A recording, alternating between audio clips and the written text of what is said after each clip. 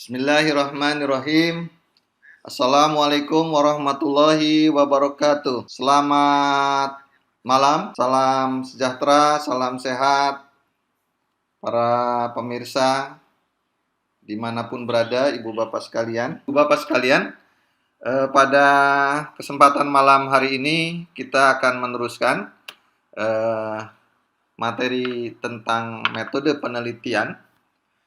Yang kali ini kita akan masuk pada sesi terkait instrumen penelitian. Baik, ibu bapak sekalian, para pemirsa dimanapun berada, sebagaimana dalam pertemuan pekan lalu kita sudah sampaikan bahwa dalam proses metode pengumpulan data itu bicara 4 hal. Yang pertama adalah apa yang harus dikumpulkan, artinya data apa, itu bicara tentang variabel, termasuk jenisnya nanti. Yang kedua adalah bicara tentang sumber data, sudah kita bahas. Dan yang ketiga tentang teknik atau metode pengumpulan data itu sendiri. Nah, yang ini berhimpitan. Dan yang keempat adalah tentang instrumen. Nah, instrumen pengumpulan data atau instrumen penelitian. Kalau dikaitkan antara metode dan instrumen penelitian itu Bapak Ibu seperti dalam layar. Jadi metode atau teknik pengumpulan data juga ada istilah non-tes dan juga ada tes. Nah, dalam instrumen atau alat pengumpulan data, jadi instrumen itu alat, kalau metode itu cara gitu. Juga ada non-tes dan ada tes. Sebetulnya istilah tes antara metode dengan tes dengan instrumen dalam istilah bahasa Inggris berbeda. Kalau cara itu berarti testing, karena bagaimana pelaksanaannya, prosedur melaksanakannya. Sedangkan tes dalam pengertian instrumen itu disebut tes. Dalam bahasa Inggris jadi sebetulnya nggak ada masalah, udah maknanya beda, memang bentuk tulisannya beda. Cuma yang ada ini kerancuan kita di dalam bahasa Indonesia. Sehingga tes itu punya maknanya ganda, ada tes sebagai testing dan ada tes sebagai tes. Nah, Bapak Ibu, dalam metode kuesioner atau angket, instrumennya itu bisa berbentuk kuesioner itu sendiri dan bisa instrumen skala. Nah, skala itu nanti ada skala penilaian, ada juga skala sikap atau skala lainnya, misalnya skala minat dan lain-lain. Nah, jadi dalam pengertian kuesioner dalam instrumen itu beda dengan kuesioner dalam non-tes. Ya, ini alatnya. Nah, yang biasa dipakai. Nah, kalau teknik observasi metodenya, maka instrumennya biasanya berupa format atau lembar observasi. Nah, kalau metodenya wawancara, biasanya instrumennya berupa pedoman wawancara. Kalau metodenya dokumentasi, ini biasanya instrumennya berupa daftar cek saja, checklist. Jadi urutan data, lalu ya, kita cek mana yang sudah ada, mana yang belum. Kalau metodenya adalah FGD, maka instrumennya itu bisa lembar observasi, bisa juga rekaman FGD. Nah, kalau sekarang sih sebetulnya udah banyak, bisa rekaman audio, suara saja, bisa rekaman visual, gambar saja misalnya, katakanlah melalui foto atau audio visual dengan video gitu kan itu. Jadi sekarang udah dengan CCTV itu kan alat perekam. Nah, itu untuk metode non-tes dan instrumen non-tes. Kira-kira ini akan kita bahas. Sedangkan kalau di metode tes atau testing, nah ini kan metodenya ada tes tulis, ada tes lisan, bisa tes perbuatan. Maka untuk metode tes tulis, instrumen yang bisa dipakai adalah bisa tes objektif dengan berbagai variannya, ada tes pilihan ganda, ada tes menjodohkan, tes benar salah, dan lain-lain. Atau bisa juga tes uraian dengan berbagai jenis tes uraian. Demikian pun untuk metode tes lisan, instrumennya bisa berupa tes objektif, bisa tes uraian.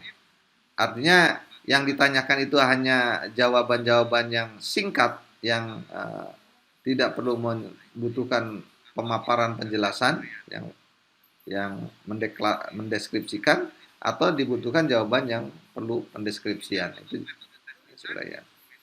Nah, kalau tes perbuatan, metode tes perbuatan, maka nanti instrumennya adalah pedoman tes perbuatan. Tergantung tes perbuatannya apa. Kalau tes perbuatannya adalah unjuk kerja, maka nanti ada format pengamatan atau pedoman pengamatan untuk unjuk kerja. Kalau tesnya berupa tes produk, misalnya apa produknya? Anda menghasilkan proposal, Anda menghasilkan laporan penelitian, Anda menghasilkan artikel, Anda misalnya membuat sebuah clipping, nah itu adalah produk. Nanti bagaimana kriteria-kriteria pedoman penilaiannya adalah tentang tes produk. Dan seterusnya, kira-kira ini gambaran kalau kaitan antara metode dan instrumen penelitian. Bapak, Ibu, dan pemirsa serta hadirin sekalian berbahagia. Apa itu instrumen penelitian? Nah, ini sebetulnya sudah berulang kali ya. Instrumen penelitian itu secara singkat bisa saya katakan sebagai alat yang digunakan untuk mengukur objek. Objek ini adalah variabel, mengukur objek atau variabel penelitian sehingga diperoleh ukuran atau diperoleh data yang diperlukan dalam sebuah penelitian.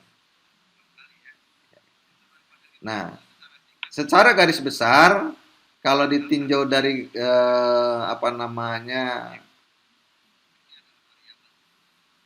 sifat datanya, artinya ini data yang benar, salah, atau kecenderungan, maka data dibedakan yang lalu kita bahas, ada performansi maksimum dan ada performansi tipikal gitu kan ya. Kalau performansi maksimum itu kan data yang terkait benar salah. Kalau mengikuti taksonomi Bloom itu adalah data-data yang terkait dengan aspek kognitif dan keterampilan. Sedangkan data-data performansi tipikal itu data-data yang terkait dengan sikap atau afektif ya. Nah, sekarang kita lihat tinjau dari sisi variabel, artinya objek. Ya. Nah, objek dalam penelitian itu di bidang pendidikan. Ini kita bicara penelitian pendidikan fokusnya. Maka objeknya itu secara garis besar ada dua, ada objek real dan ada objek psikologis. Nah, justru objek psikologis inilah sebetulnya yang banyak di bidang pendidikan. Maka kalau Anda mencari bagaimana instrumen dan cara pengumpulan data di pendidikan sebetulnya hampir sama dengan bagaimana cara mengumpulkan data-data psikologis gitu. Nah, variabel atau objek real ini disebut juga dengan variabel faktual nantinya. Artinya variabel-variabel yang tidak perlu diinterpretasikan. Nah, kenapa? Karena indikator-indikatornya sudah konkret. Apa saja? Di bidang pendidikan misalnya kita tentang peserta didik, kita ingin tahu gender, jenis kelamin. Nah, itu kan variabel faktual. Tidak perlu didefinisikan. Apalagi misalnya terkait dengan latar belakang pendidikan siswa SMP. Misalnya ada yang berasal dari SD, ada yang dari madrasah ibtidaiyah. Itu adalah data faktual. Atau mungkin kita ingin tracer juga terkait dengan latar belakang orang tua, bagaimana misalnya tingkat pendidikan orang tua. Nah, tingkat pendidikan orang tua mungkin ada yang tamat pendidikan dasar, tamat pendidikan menengah, tamat pendidikan tinggi, itu kan faktual. Itu contoh variabel atau objek real. Nah, ini lebih mudah. Nanti biasanya untuk objek real ini ya instrumen yang dipakai adalah instrumen kuesioner atau instrumen lainnya. Sedangkan objek psikologis ini disebut juga dengan variabel konseptual. Kenapa kita sebut variabel konseptual? Karena sesungguhnya nanti variabel-variabel ini hasil konstruk kita. Kita harus mampu mendefinisikan, kita harus membuat suatu batasan yang disebut konstruk. Indikator-indikatornya abstrak, tidak teramati ya. Nanti di bidang pendidikan, terkait dengan yang tadi saya katakan, ada data performansi maksimum dan performansi tipikal. Nanti variabel konsep itu adalah ada yang merupakan variabel kognitif dan ada variabel konstruk. Variabel kognitif ini terkait dengan nanti ada yang merupakan kemampuan potensi atau potential ability dan ada yang merupakan kemampuan hasil belajar. hasil belajar dengan variannya. Nanti misalnya hasil belajar itu apa? Pemahaman konsep biologi, kemampuan berpikir kritis matematika misalnya, literasi biologi gitu kan, kemampuan pemecahan masalah kimia, itu ada termasuk kelompok learning outcome ability, kemampuan hasil belajar. Bagaimana yang contoh kemampuan potensi?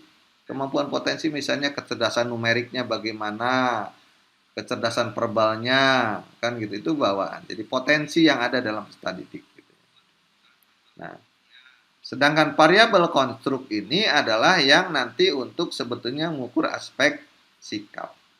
Nah, misalnya bagaimana kita ingin mengukur kuriositas seseorang, rasa ingin tahu. Bagaimana kita ingin mengukur minat belajar seseorang. Bagaimana kita ingin mengukur tentang efikasi diri seseorang. Bagaimana kita ingin mengukur gaya kognitif seseorang. Itu kan nanti apa itu gaya kognitif, apa itu kuriositas, apa itu efikasi diri, itu harus kita konstruk dulu. Kita buat bangun pengertian terlebih dahulu, baru nanti kita menjadi ini sebuah variabel yang jelas. Nanti apakah sebuah pernyataan itu masuk anggota dari konstruk itu atau bukan. Nah itu jadi gambaran terkait instrumen dan terkait dengan apa yang harus diukurnya. Bapak Ibu dan hadirin sekalian, dalam instrumen penelitian, dalam metode pengumpulan data, kita harus pahami juga ada yang disebut unit analisis dan unit sampling. Nah, ini penjelasan ini sebetulnya dalam menjelaskan populasi dan sampel, subjek penelitian bisa, dalam metode pengumpulan data juga bisa, atau di instrumen juga bisa. Saya berkesempatan untuk menyampaikan dalam kesempatan ini. Apa itu unit analisis? Unit analisis secara sederhana saya definisikan sebagai satuan data terkecil yang dapat diolah dan dianalisis, yang punya skor, satuan data terkecilnya. Apa satuan data terkecil? Satuan data terkecil bisa misalnya kalau kita tahu ingin pemahaman konsep kimia, bisa per individu per orang, bisa pemahaman konsep kimia suatu kelas, bisa pemahaman konsep kimia suatu sekolah, satuan pendidikan, bisa pemahaman konsep kimia satu kecamatan, bisa pemahaman konsep kimia siswa SMP satu kabupaten. Nah itu yang dimaksud dari satuan data terkecil. Sedangkan apa itu unit sampling? Unit sampling adalah satuan subjek penelitian atau subjek yang merespon saat kita misalnya berikan instrumen, saat kita lakukan metode pengumpulan data. Jadi dari subjek. Nah, dalam proses penelitian, nah ini seringkali unit analisis itu tidak harus sama dengan unit sampling. Kebanyakannya memang sering sama. Contoh begini, ini contoh nggak saya tulis, mohon dipahami bersama.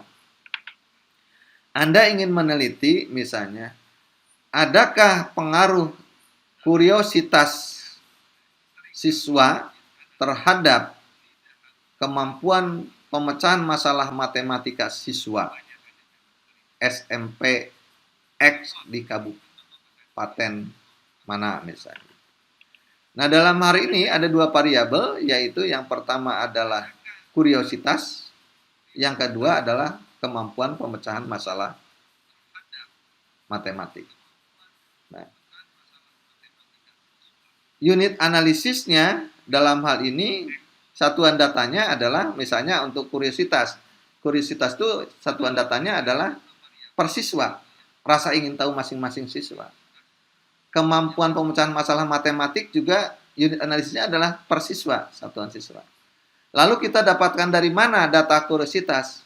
Dari siswa itu sendiri. Berarti untuk kuriositas, unit analisisnya siswa, unit samplingnya juga siswa. Untuk kemampuan pemecahan masalah matematik juga sama, unit analisisnya siswa, unit samplingnya siswa. Ini nggak masalah. Ya. lebih mudah karena rata-rata seperti itu. Nah, tetapi ada misalnya sebuah rumusan masalah penelitian begini. Adakah pengaruh kompetensi pedagogik guru terhadap pemahaman konsep matematika siswa? Mungkinkah kita melakukan penelitian ini? Di mana kompetensi pedagogiknya milik kemampuan pemahaman konsep matematikanya milik siswa. Nah, untuk bisa kita mengkaitkan, membuat korelasi hubungan antara kompetensi pedagog guru dengan pemahaman konsep matematika siswa, maka kita harus menyamakan unit analisisnya. Unit analisisnya harus sama, baru bisa dibuat suatu analisis korelasi atau regresi. Kalau unit analisisnya berbeda, tidak bisa. Bagaimana caranya? Caranya demikian. Untuk variabel kompetensi pedagogi guru, unit analisisnya jelas guru. Dari mana kita dapatkan datanya, unit samplingnya, siapa yang ditanya, respondennya siapa, guru juga. Nah, untuk kompetensi pedagogi guru berarti unit samplingnya guru, unit analisisnya juga guru. Berbeda dengan variabel pemahaman konsep matematika siswa. Pemahaman konsep matematika siswa, unit analisisnya harus milik guru, bukan milik siswa. Tapi unit samplingnya adalah siswa. Karena kita dapatkan data pemahaman konsep matematik itu adalah dari siswa yang diajar oleh guru yang bersangkutan. Maka nanti, misalnya Anda meneliti ada 20 orang guru, masing-masing guru itu mengajar di setiap kelas. Berarti ada 20 kelas yang diajar oleh 20 orang guru. Nah, data yang diambil pemahaman konsep matematikanya ada dari masing-masing. Rata-rata masing-masing kelas yang diajar oleh guru. Saya misalnya, ukur kompetensi pedagogi guru saya, lalu pemahaman konsep matematikanya adalah milik siswa yang kelas yang saya ajar, diambil rata-ratanya. Ya, nanti dalam penelitian boleh diambil sampel, saya ajar misalnya 40 siswa, tapi hanya diambil misalnya 15, boleh. Nah, lalu ada gurunya Pak Kasim, maka kompetensi pedagogi guru yang diukur adalah Pak Kasim, sedangkan pemahaman konsep matematikanya adalah siswa yang diajar oleh Pak Kasim, rata-rata kelasnya. Nah, itu yang terkait dengan unit analisis dan unit sampling nanti Bapak Ibu. Baik, Bapak Ibu dan hadirin sekalian, ada yang mau ditanyakan? Kalau ada yang mau ditanyakan, silahkan sebelum saya lanjutkan. Ini ada Assalamualaikum Bu Ike hadir, ya. Pak Ahmad Hairun Wildan juga hadir, ya. Nah, untuk bertanya Bapak Ibu boleh telepon langsung ke 0812 9822 7885 atau boleh juga chat, ya. Silakan untuk chat ke ya. Belum ada yang ditanya, tapi ini tampaknya ada sedikit di chatnya ini. Saya tutup dulu. Baik, kalau belum ada nggak ada masalah. Kita lanjutkan Bapak Ibu. Mudah-mudahan kita nanti sampai pukul 21 lah, ya. Jangan terlalu malam. Para pemirsa dan mahasiswa, Bapak Ibu, siapapun peserta dan yang menyimak tentang streaming ini, kita lanjutkan Bapak Ibu untuk instrumen pengumpulan data dalam penelitian pendidikan. Tadi di awal, di depan sudah saya jelaskan juga, ya, bahwa instrumen pengumpulan data itu di dalam penelitian pendidikan ada non-tes dan ada tes. Non-tes itu nanti ada lembar observasi, pedoman wawancara, ada kuesioner, ada skala, ada checklist, ada sosiometri, ya gitu tabel. Sedangkan tesnya ada tes objektif, tes uraian, format pengamatan tes perbuatan, dan lain-lain atau pedoman ya. Kita bahas satu persatu. Yang pertama instrumen lembar observasi. Nah, jelas tadi di depan sudah kita katakan bahwa lembar observasi ini bisa digunakan untuk dua metode. Pertama metode observasi, yang kedua metode FGD ya, focus group discussion. Nah, dilihat dari apa yang harus diamati, maka lembar observasi itu ada dua. Ada lembar observasi yang terstruktur dan ada lembar observasi bebas. Nah, lembar observasi terstruktur ini bisa digunakan untuk penelitian kuantitatif.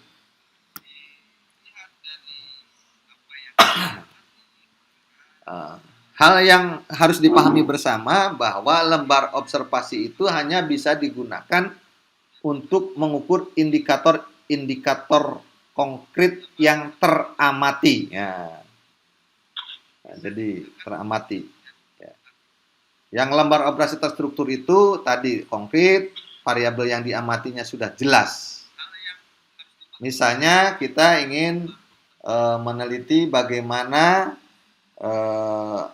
kompetensi atau kinerja guru dalam mengajar di kelas. Indikator yang diamati misalnya sudah kita tentukan bagaimana cara membuka pelajaran, bagaimana cara menjelaskan materi, bagaimana cara misalnya memberikan pertanyaan untuk menggugah peserta didik, bagaimana misalnya memotivasi peserta didik di kelas, bagaimana cara menanggapi pertanyaan-pertanyaan peserta didik dan lain-lain. Sudah jelas. Nah, lalu yang kedua, ya harus bersifat mikro, spesifik, jangan terlalu bias, karena kalau bias nanti banyak dikumpulkan dalam satu lembar observasi, tapi itu mengandung banyak variabel, tidak fokus. Kalau kita mau mengukur tentang kompetensi pedagogik di kelas, ya di kelas saja. Tapi kalau yang kompetensi pedagogik kan bisa saja di kelas, bisa juga di ruang guru persiapannya, bisa juga pasca mengajar dan sebagainya. Bentuk dan isinya dapat berupa penilaian atau catatan fakta nanti. Instrumennya atau bentuknya itu bisa berupa daftar cek atau checklist. Jadi udah kita siapkan misalnya pertanyaannya tabel gitu, pertanyaan. Nah, di situ udah kita opsi jawabannya misalnya sangat baik, baik, boleh gitu, atau misalnya berapa kita tulis angka, udah disiapin kolomnya. Atau boleh berupa tabel sosiometri, atau bisa berupa tabel isi misalnya. Karena kita hanya misalnya kita ingin mengukur tentang mengamati bagaimana peserta didik, aktivitas peserta didik yang belajar di kelas misalnya. Ada misalnya anak yang bertanya berapa orang, ada 20, mungkin 20. Ada yang misalnya mengerjakan soal ke depan, ada berapa orang, tulis misalnya, itu catatan. Nah, yang kedua adalah lembar observasi bebas. Ini biasanya untuk penelitian kualitatif yang jelas. Nah, melakukan lembar observasi bebas itu adalah apabila indikator-indikatornya itu belum ditentukan, ya, belum kita jelaskan. Pokoknya ingin melihat bagaimana cara ngejar guru, ya udah semuanya saja. Atau Anda misalnya orang-orang biologi itu yang sering sekali melakukan penelitian, bagaimana ingin mengamati bagaimana perilaku gajah tidur misalnya. Tidurnya gajah itu bagaimana sih? Apakah dia duduk? Apa dia telentang? Apa dia berdiri? Nah, siapa yang sudah tahu bagaimana cara tidur gajah? Ya. Nah, instrumennya ini biasanya kalau kertas ya kertas putih kosong aja, lembar kosong dan dengan pensil ya, karena belum jelas. Atau kalau saat ini ya udah bawa perekam aja, bawa video gitu ya. Nanti kan baru kita tuangkan. Cuma kalau pakai video biasanya kita 2 kali, artinya kan masih umum tergambar semua. Tapi kalau dengan catatan kan kita merekam hal-hal yang sudah yang dianggap poin-poin penting saja, itu bedanya. Nah, itu terkait lembar observasi. Kita lanjut Bapak Ibu untuk berikutnya instrumen pedoman wawancara. Secara garis besar, instrumen wawancara ini ada 3. Ya, ini tergantung dari bentuk wawancaranya. Nanti ada pedoman wawancara terstruktur, ada pedoman wawancara semi terstruktur, dan ada pedoman wawancara mendalam, in-depth interview. Nah, dalam pedoman wawancara terstruktur, ini indikator konkret bisa diukur, abstrak juga bisa, karena melalui pertanyaan kan verbal, tidak teramati juga boleh. Indikator variabel yang diukur harus sudah jelas atau ditentukan. Jadi apa saja yang harus ditanyakan. Jadi sebetulnya bentuk kuesioner, bentuk skala juga boleh. Itu cuma caranya dengan cara ditanya, bukan cara dikerjakan. Dijawab secara tertulis oleh responden. Ya, itu wawancara. Kira-kira itu. Sifatnya ya harus mikro. Instrumennya berupa daftar cek atau checklist. Ya, artinya kita punya pertanyaan, tapi udah di situ udah kita siapin jawabannya. Misalnya, katakanlah Anda mau menanyakan tentang sebut saja sikap atau kuriositas peserta didik misalnya. Ada beberapa indikator dan indikator sudah dibuat dalam bentuk item pertanyaan. Misalnya ditanyakan apakah kalau ada pelajaran yang tidak dipahami, Anda berupaya mencari sumber dalam internet, misalnya. Nah, jawabannya misalnya sudah dituliskan, iya, tidak, atau kadang-kadang, misalnya. Itu kan checklist gitu ya.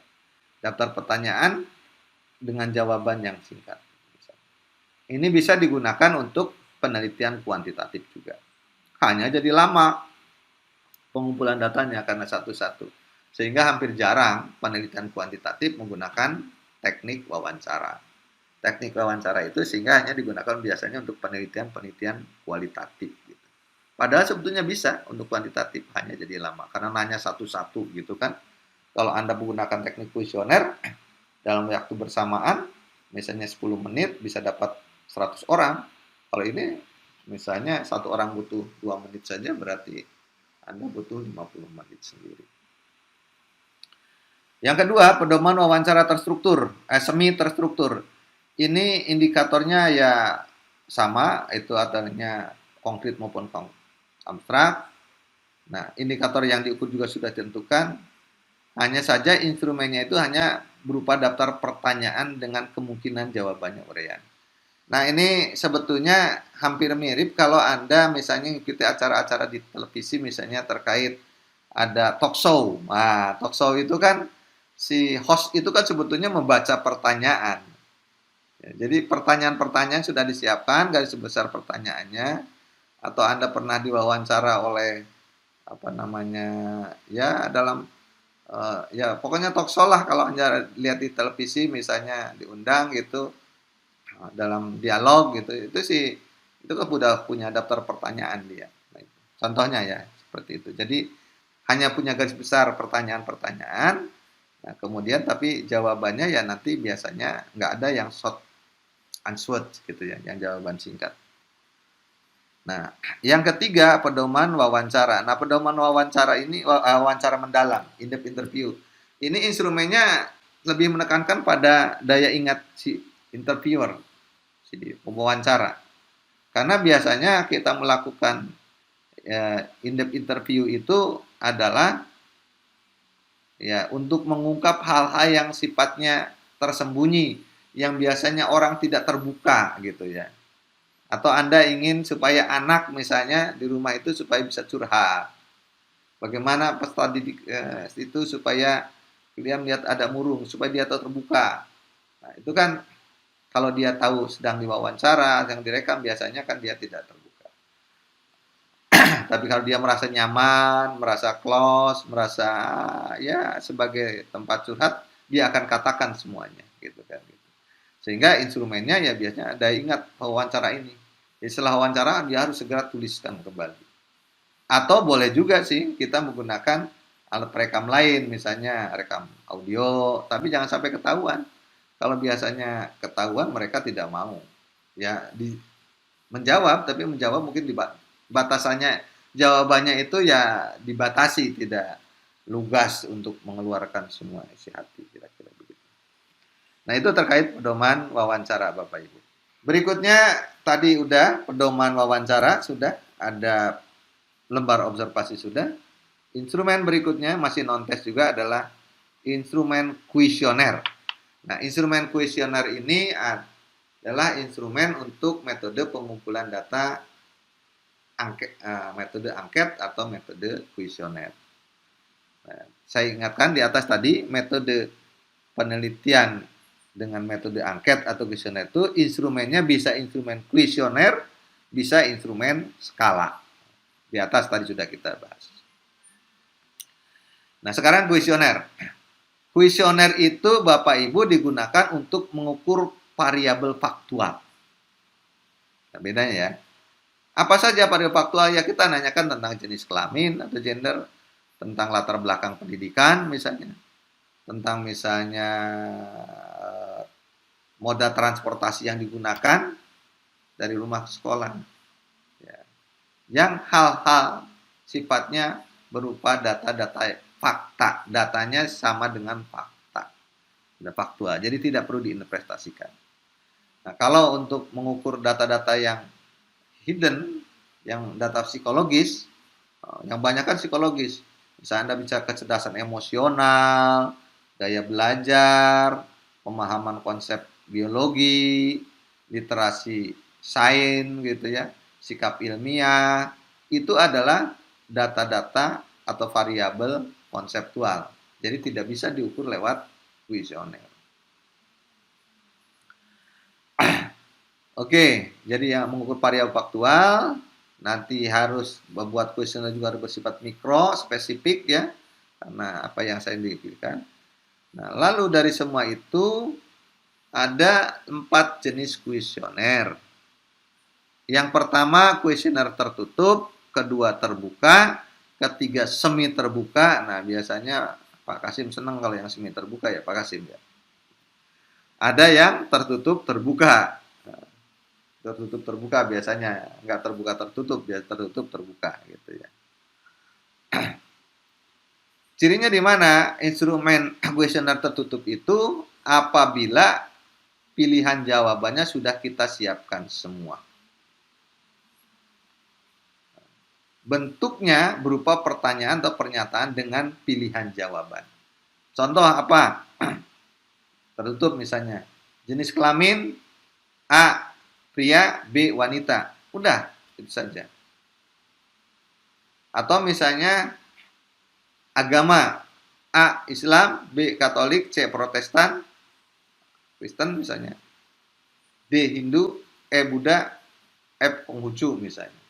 Itu, tidak ada opsi lain. Kalau ada opsi lain berarti itu tidak tertutup. Yang kedua terbuka. Yang terbuka itu jadi pilihan jawabannya, oh maaf, ini bukan sudah disiapkan nih. Salah Bapak Ibu nih ya. Ini. Harusnya belum disiapkan. Pilihan jawaban belum disiapkan semuanya, bukan sudah.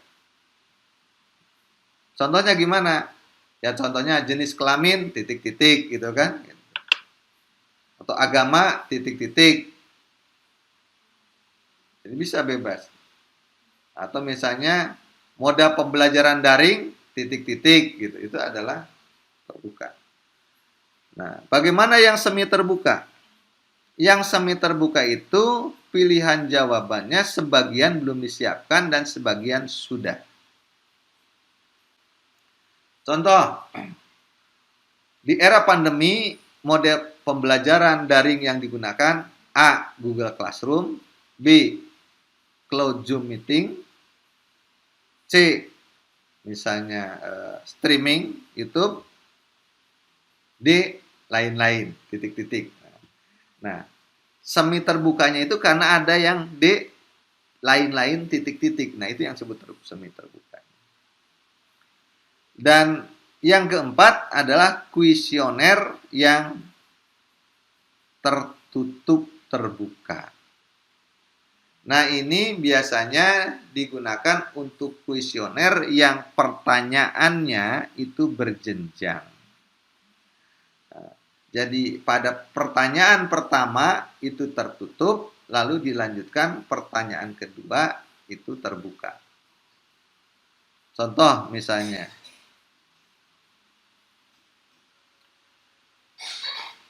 sumber pendanaan sekolah atau kuliah saudara A dari orang tua, B beasiswa, C biaya sendiri misalnya.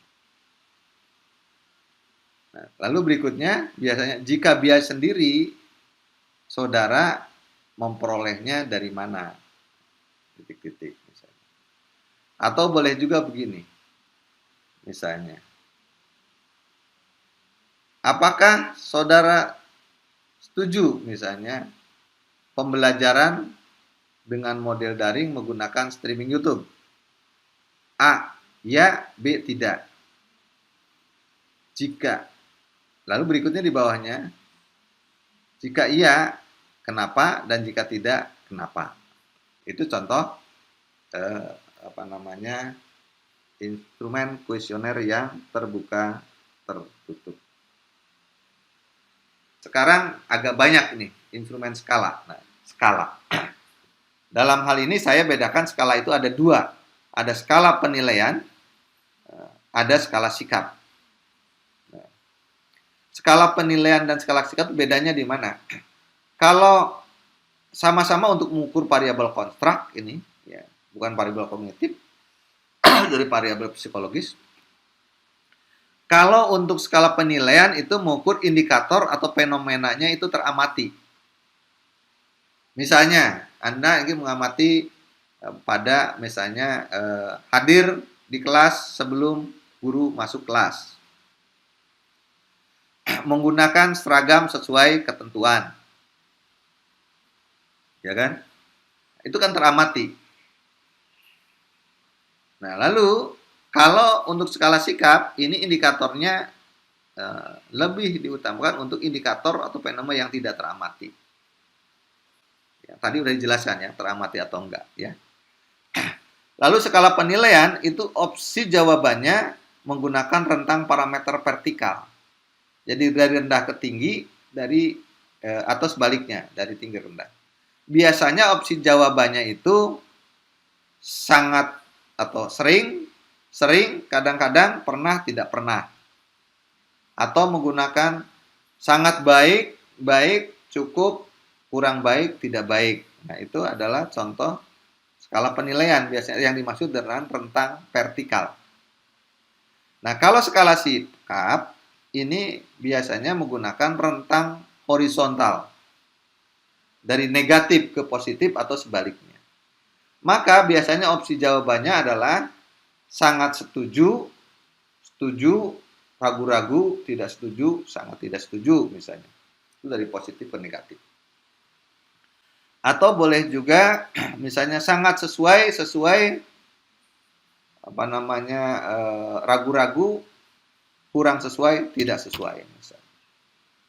Nah, oleh karenanya maka nanti kalau skala itu skala penilaian, karena indikator atau fenomenanya teramati, maka yang merespon, yang menjawab instrumen, kan instrumen secara tulis itu boleh orang lain.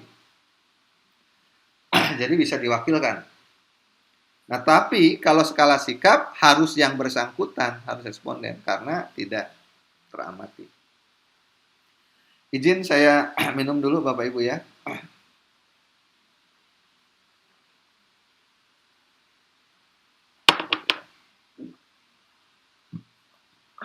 Nah, jadi gitu ya.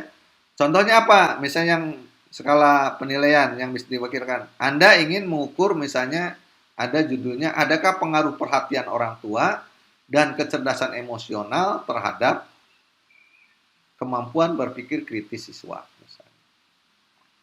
Maka variabel perhatian orang tua itu kan unit analisisnya siswa, tapi respondennya itu kan orang tua harusnya. Yang diukur adalah orang tua. Apakah guru menyiapkan meja belajar di rumah? Apakah orang tua menyiap apa namanya menyekolahkan apa bukan menyekolahkan? Ya memanggil guru les atau anaknya dileskan atau enggak gitu. Apakah orang tua misalnya ikut terlibat dalam belajar anak di rumah atau enggak. Itu kan teramati oleh anak. Sehingga itu boleh diresponnya oleh peserta didik, oleh anak, bisa juga oleh orang tua. Nah, Ibu Bapak, instrumen skala ini, nah ini nama instrumennya, jadi bisa skala penilaian, bisa skala sikap. Atau istilah saja instrumen skala sajalah. Gitu. Karena yang nama skala itu punya jarak yang sama skala. Nah, skala ukurnya atau pengukurannya ini ada 5. Nah, jangan bingung nih. Ada instrumen skala, sekarang ada skala pengukuran. Nah, jadi skala Likert, skala Goodman, skala Houston, semantik diferensial, atau bahkan ini rating skill, skala penilaian juga ini sebetulnya. Ini adalah skala ukur, atau istilah skala pengukuran dari sebuah instrumen atau alat ukur yang disebut skala. Kalau Ibu Bapak bingung, hadirin bingung, saya ambil analog. Misalnya kita ingin mengukur panjang sebuah pensil, misalnya, yang dimiliki setiap siswa. Maka alat ukurnya apa? Penggaris. Nah, Bapak Ibu sekalian, para hadirin, bisa lihat, di penggaris itu ada 2 skala ukur. Yang satunya 1 cm, 2 cm, 3 cm, lalu ada mili gitu kan. Dan di bawahnya ada 1 inci, 2 inci, 3 inci, ya, terus dan seterusnya. Ya, jadi inci dan senti itu adalah merupakan skala ukur atau skala pengukuran. Skala pengukuran. Nah, demikian pun dalam ukuran instrumen skala psikologis. Kita punya skala ukurnya itu, kalau tadi senti dan incinya, sekarang di skala psikologi ini adalah ada Likert, ada Goodman, ada Houston, ada semantik diferensial, ada rating skill. Oke, untuk skala Likert, nah ini pengukuran skala Likert itu adalah skala, namanya skala itu ukuran, jaraknya sama itu skala, yang digunakan untuk mengukur sikap, pendapat, dan persepsi seseorang tentang fenomena sosial atau tentang sebuah variabel penelitian. Dan dengan beberapa opsi jawaban minimal 3 atau lebih. Dengan beberapa opsi jawaban 3. Oh, ini salah saya nulisnya. Dengan opsi jawaban 3 atau lebih. Gitu, misalnya. Nah, prosedur pembuatannya ya biasa, dari variabel nanti dikembangkan dimensi aspeknya, dari setiap dimensi dikembang indikatornya, baru ditulis item kan gitu. Nah, dalam instrumen skala harus ada instrumen favorable, artinya positif, dan yang unfavorable, yaitu item yang negatif. Yang itu ya. Tapi di skala, bukan di instrumen kuesioner. Kalau instrumen kuesioner sih nggak perlu, nggak ada. Nah, opsi jawaban umumnya ganjil, ya. Tapi sebetulnya boleh aja genap. Jadi bisa misalnya sangat setuju, ragu-ragu, tidak setuju, boleh. Atau misalnya sangat sering, jarang, tidak pernah, gitu, boleh. 4, boleh, silahkan aja. Tidak ada masalah. Nah, ganjil maupun 6. Atau 5, atau 6, atau 7. Biasanya sih paling banyak 5 ya, rata-rata jarang. Kalau 7 untuk membedakannya jadi agak lebih susah. Nah, bagaimana perbedaan opsinya sedikit banyak itu sebetulnya tergantung, dikaitkan dengan aspek psikologi kejiwaan calon responden. Oke, nanti digunakan bisa skala Likert ini untuk skala penilaian maupun skala sikap. Contohnya ini, mencari sumber informasi di internet untuk materi pelajaran yang belum dipahami. Misalnya, ini statementnya. Jadi, mencari sumber informasi di internet untuk materi pelajaran yang belum dipahami. Ya, saudara diminta gitu, ya, jawaban sangat setuju, setuju, ragu-ragu, dan seterusnya. Ini misalnya contoh untuk dari kuriositas ya. Nah, ini contoh yang favorable nomor 1 itu. Jadi kalau dia mencari kan berarti ini kalau rasa ingin tahu berarti dia bagus rasa ingin tahunya. Beda dengan nomor 2. Nomor 2 itu unfavorable atau negatif. Menunggu teman yang lebih pandai untuk menyelesaikan pekerjaan rumah yang sulit. Nah, jadi sangat setuju. Nah, ini kan jadi tidak rasa ingin tahunya kurang, nah, kan nunggu teman gitu kan gitu. Jadi kurang. Ini untuk skala Likert. Yang kedua skala Goodman. Skala Goodman itu Bapak Ibu sebetulnya hakikatnya hampir sama dengan skala Likert. Hanya ini skala Likert yang sangat lugas dan tegas. Jadi karena pilihannya dikotomi, hanya iya, tidak, setuju, tidak setuju, benar, salah, gitu saja. Nah, ini juga sama, ada favorable dan unfavorable. Contohnya ini. Jadi pertanyaan tadi sebetulnya ini menjadi Goodman kalau kita hanya opsinya mencari sumber informasi di internet untuk materi pelajaran yang belum dipahami. A, setuju, B, tidak setuju, misalnya. A, iya, B, tidak, misalnya. Itu ya, contohnya ini ya, itu contoh skala Goodman. Kemudian skala Houston. Skala Houston ini adalah skala yang disusun dengan memilih butir yang berbentuk skala interval, jadi kayak penggaris gitu. Dan setiap butir memiliki kunci skor yang jika diurut antar kunci skor itu menghasilkan nilai yang sama jaraknya. Jadi kalau 1 cm 1 cm semua, 1 inci 1 inci semua. Nah, ini juga digunakan untuk mengukur sikap, bisa pendapat, persepsi bisa. Contohnya ini. Jadi ada misalnya ada sampai 7 boleh, sampai 9. Nah, ini kutubnya ini biasanya dari 1 ini paling rendah ada sangat tidak relevan dengan pernyataan, atau misalnya kalau ini misalnya relevan, sangat relevan. Contohnya demikian. Nah, ini. Misalnya ini ada instrumen penelitian untuk mengukur variabel minat belajar biologi dengan skala Houston. Misalnya butir-butirnya saya senang belajar biologi. Nah, ini 9 ini relevan dengan pernyataan ini, 1 ini tidak relevan misalnya. Kalau dia senang belajar, sesuai banget ya 9. Atau mungkin kira-kira kalau dia di tengah-tengah ya mungkin 5. Atau mungkin juga ya di atas sedikit 6. Oh ya kira-kira ke atasan dikit lagi 7 dan seterusnya ya. Nah, ini contohnya ya. Contoh untuk instrumen skala Houston. Oke. Yang keempat adalah instrumen instrumen skala dengan pengukuran skala semantik diferensial. Nah, skala semantik diferensial ini adalah skala ukur untuk mengukur sikap atau karakter biasanya, ya, lebih pada sikap karakter, yang bentuknya disusun dalam satu garis kontinum, garis yang menyambung, di mana jawaban yang sangat positif terletak di bagian kanan garis dan yang paling sangat negatif terletak di bagian kiri garis. Nah, dalam semantik diferensial itu kita harus punya ciri kutub positif dan ciri kutub negatif.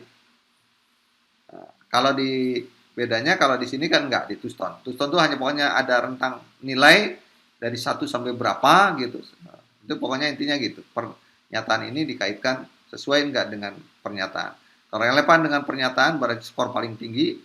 Kalau tidak, sangat tidak relevan berarti skor paling rendah. Dan seterusnya silakan dengan degradasi. Itu Houston.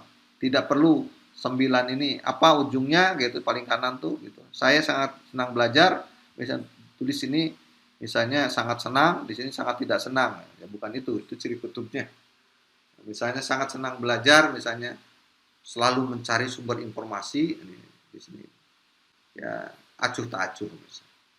Nah, kalau dalam semantik diferensial harus seperti itu. Jadi ada ciri kutubnya. Misalnya, ini ada penggunaan skala semantik diferensial untuk mengukur disposisi matematik. Disposisi matematik itu penilaian terhadap matematik. Yang pertama ada matematika itu, ini ada 4 butir berarti ya, menyenangkan sampai membosankan. Anda centang di mana? Kalau di sini berarti 1 dari kiri ya, enggak, menyenangkan berarti paling besar ini ya, berarti ini kalau yang membosankan ini, kalau ini kan positif, jadi ini 1, yang membosankan di atas ini lagi 2, ke kiri lagi 3, 4, 5, 6, 7, 8. Ya anak tinggal responnya tinggal mencentang saja, centang saja. Cuma nanti menerjemahkan ke skor adalah kita peneliti. Ya. Atau matematika itu menurut Anda sulit atau mudah, gitu kan? Gitu. Ini harusnya dibalik ini, sulit mudah terbalik ini. Harusnya mudah yang di sebelah kiri ya. Ini negatif ini. Tolong tentang parameter jangan terjebak. Boleh sih seperti ini, tapi Anda lihat bahwa berarti yang menyenangkan favorable, yang kedua ini adalah unfavorable gitu ya. Bermanfaat dan dengan sia-sia. Menantang sebagai apa namanya? Challenge atau malah menjemukan. Ini contoh yang skala semantik diferensial gitu. Atau contoh lain semantik diferensial itu misalnya boleh juga begini. Nah, ini untuk mengukur gaya kepemimpinan guru dalam pembelajaran di kelas. Misalnya, ya udah, kalau tadi kan harus nyentang angkanya nggak ada. Nah, sekarang angkanya ada, hampir mirip dengan yang itu Stone tadi. Cuma di sini ada ciri kutub. Nah, demokrasi otoriter. Bertanggung jawab, tidak bertanggung jawab. Memberi kepercayaan atau mendominasi. Kayak saya ini mendominasi terus ya, sorry. Tapi nanti kasih kesempatan untuk bertanya, saya jawab. Oke. Menghargai bawahan atau tidak menghargai bawahan. Keputusan diambil bersama atau diambil sendiri. Nah, itu contoh misalnya kepemimpinan. Yang terakhir adalah skala ukur rating scale atau penilaian. Yaitu skala untuk mengukur sikap, pendapat, persepsi yang bentuknya dinyatakan dalam skor kuantitatif yang disusun secara bertingkat yang kemudian ditafsirkan dalam pengertian kualitatif. Jadi rating scale ini agak beda dengan 4 yang lainnya. Kalau 4 yang lainnya, Likert, Goodman, Houston, semantik diferensial, itu kita jawabannya dapat jawaban yang kualitatif lalu dikuantitatifkan. Nah, kalau ini kita jawabannya kuantitatif. Jadi anak dikasih nilai milih 4, 3, 2, 1 atau 5, 4, 3, 2, 1. Nah, 5 itu jika apa, 4 itu jika apa, 3 jika apa. Nah, yang benar adalah biasanya menggunakan rubrik penilaian. Nah, itu. Kalau dalam membuat tes itu kan Anda menggunakan rubrik. Oke, contohnya ini. Nah, ini misalnya ada penggunaan rating scale untuk mengukur kinerja guru dalam PBM di kelas. Cara guru menjelaskan bahan ajar 5, 4, 3, 2, 1. Nah, 5 itu jika apa, 4 itu jika apa, 3 itu jika apa, 2 itu jika apa, 1 jika apa. Nah, kalau homogen misalnya ini ada contoh rating scale yang paling sederhana dan ini sebetulnya kurang baik ya sebetulnya. 5 jika sangat baik, 4 di atas rata-rata, 3 rata-rata, 2 di bawah rata-rata, 1 kurang. Nah, ini adalah ya ini juga udah masuk rating scale, ini kriteria. Tapi alangkah bagusnya sebetulnya setiap kadang-kadang kan kita melihat setiap butir itu punya rubrik yang berbeda. Nah, boleh, silahkan. Ini contoh rating scale-nya. Ini instrumen non-tes lainnya. Itu banyak. Ada tabel sosiometri, ada checklist, ada perekam audio, perekam visual, audio visual, dan lain-lain. Nah, yang daftar checklist saya kira Bapak Ibu udah paham, nggak harus saya jelaskan. Ini kalau sosiometri, ini sangat berguna Bapak Ibu untuk melihat tingkat sosial seseorang. Nah, kalau kita sebagai guru, untuk melihat tingkat sosial seorang siswa di sekolahnya atau seorang siswa bahkan di dalam kelasnya. Bismillahirrahmanirrahim. Izin minum dulu ya. Ya. Jadi di sini untuk melihat siapa anak yang sangat favorit di kelas atau di sekolah, atau siapa anak yang terasing. Nah, kita sebagai guru mestinya yang harus kita perhatikan, yang harus kita dekati adalah anak yang diasingkan, yang merasa terasing, yang tidak punya teman, atau temannya yang mencuekkan. Dengan teknik sosiometri ini bisa dilihat. Bisa dilihat. Oke, itu instrumen non-tes, Bapak Ibu. Instrumen tes.